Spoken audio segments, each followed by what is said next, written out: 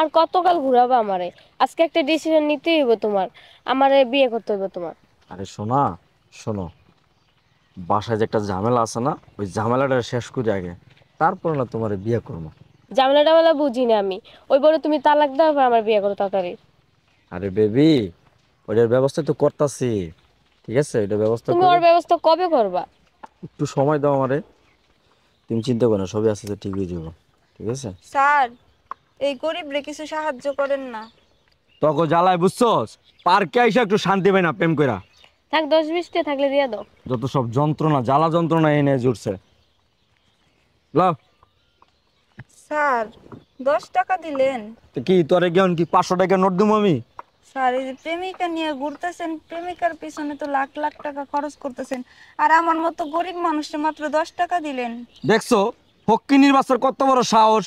আমি কারলে পার্কে প্রেম করবো, কি করবো না করবো, আর 500 টাকা নোট আমার দিতে হইব। এই এই 10 টাকা দিছি, 10 টাকা জানতে। সাহেব, দেখেন, আমি 3 দিন ধরে কিছু খাই না, আমার আর কয়টা টাকা দেন না। আমি মেজাজটা এখন কিছু গরম খাবো। লাগতেছে না কত? থাক, দিয়ে দাও। আরে কি আর দিয়ে দিব, আরে কি আমি এমনকি হাজার হাজার টাকা দিব, মানে ভিক্ষা দিব আমি? এই ফক্কিনির বাচ্চা 10 টাকা দিছি না, 10 টাকা ভাগ আনতে যত সব। শোনো বেবি, সাহেব, কিছু মনে না করলে একটা কথা জিজ্ঞেস করুন। আসলে ম্যাডাম আপনার কি হয়?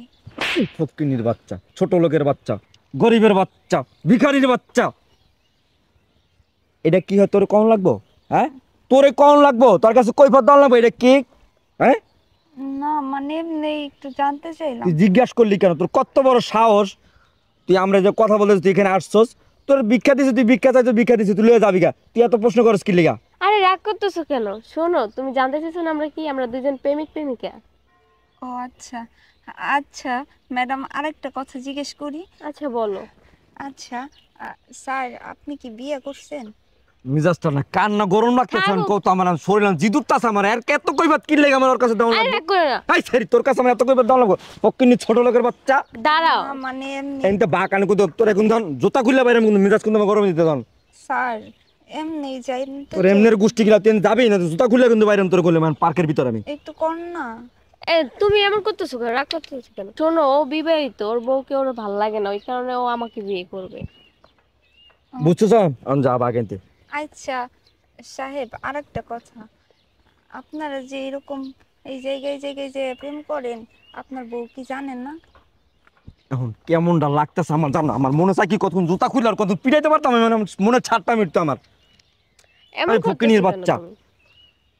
আমার বউ জানুক না না জানুক, এটা কি তোর কাছে কোন লাগবো? আর জানলে কি হইছে? হ্যাঁ, আমার বউকে আমি ভয় পাই?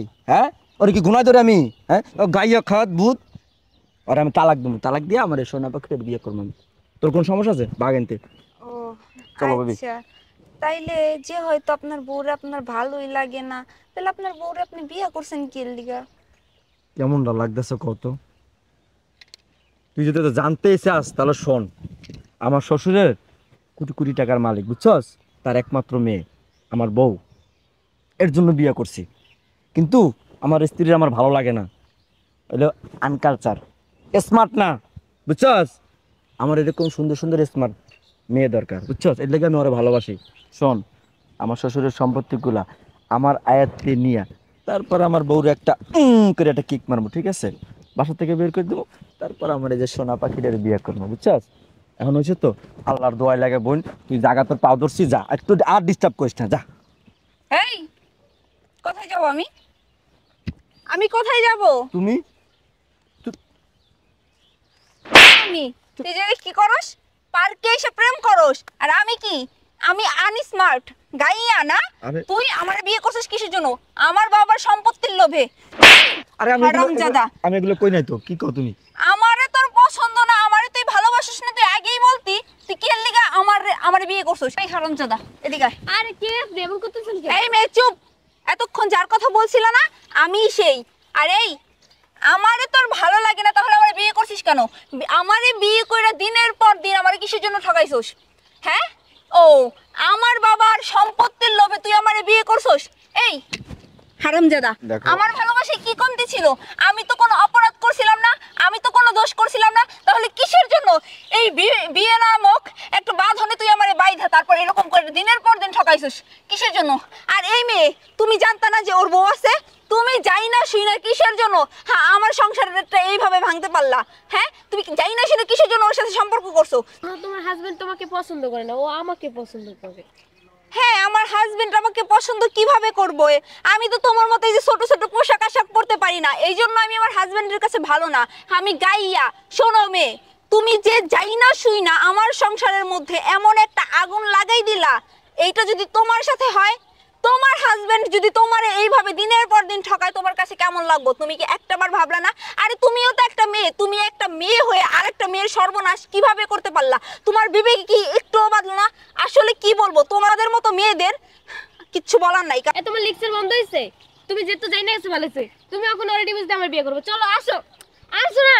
কিরে, যা আসো। যা না, আমার ডিভোর্স দিয়ে ওরে বিয়ে কর, যা। আরে আসো। যা। তুমি আমার নাম মাফ করে দাও, আমার নাম ভুল হয়ে গেছে। তোর ভুল হয়ে গেছে, তোরে মাপ করতেছি, তোরে বাসায় নিয়ে তারপর মজা বুঝাইতেছি। আয়। এই কই যাইতেছ তুমি? আয়।